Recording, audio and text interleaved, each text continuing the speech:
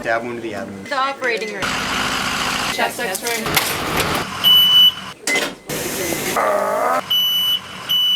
It's a Friday night, 11 o'clock, when we first arrive at Rhode Island Hospital's ER, and we hit the ground running. Critical care is busy right now. We just got a couple level 1As, which is our top trauma type patient that we get. They're the sickest patients.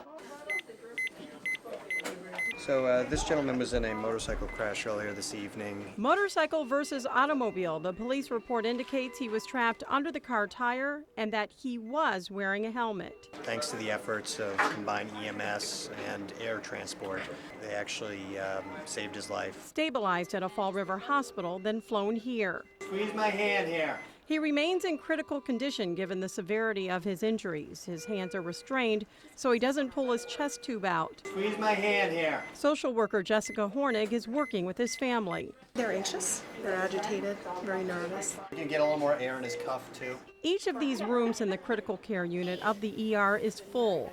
In some rooms there are 2 patients and the holding area is filling up. By this time, it's 12:45 a.m. There are accident victims, one of them severe enough to require dozens of stitches by a plastic surgeon at her bedside.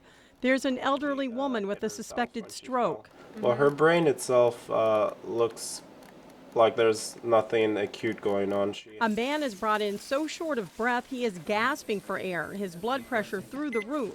He is not being very cooperative. There's a chance I'm going to need to put a tube in your throat and breathe for you. Is that okay with you? And there are a number of intoxicated patients, a few of them disruptive. Hey, you suck. One has to be tackled to the ground by at least 4 security guards. Yo, what the f you doing? Wheeled to a room where he has to be restrained for his safety and that of other patients and hospital staff. Then there's Luis Rosa of Providence.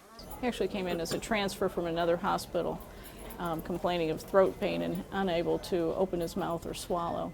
We're going to have our honeymoon in the hospital. The scans show this newlywed has what is known as a retropharyngeal abscess, an infection behind the throat that is spreading.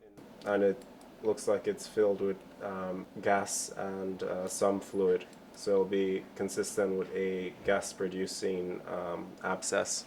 Luis is in good spirits, but all indications are his infection is severe. I haven't seen an infection in that location to that extent. Meantime, a stabbing victim from New Bedford arrives. This hurts. I know. Well, we're going to take you to the operating room. I need to... A stab wound to the abdomen, and despite the fact that he suffered a rather large gash and a foot of his small bowel is protruding, He is stable right now. their bigger concern, Mr. Rosa. So now there's a team of doctors in on his case. He's already on IV antibiotics, but should he go into surgery right away, ahead of the stabbing victim? What concerns you most about Luis? 2 things. One is always his airway.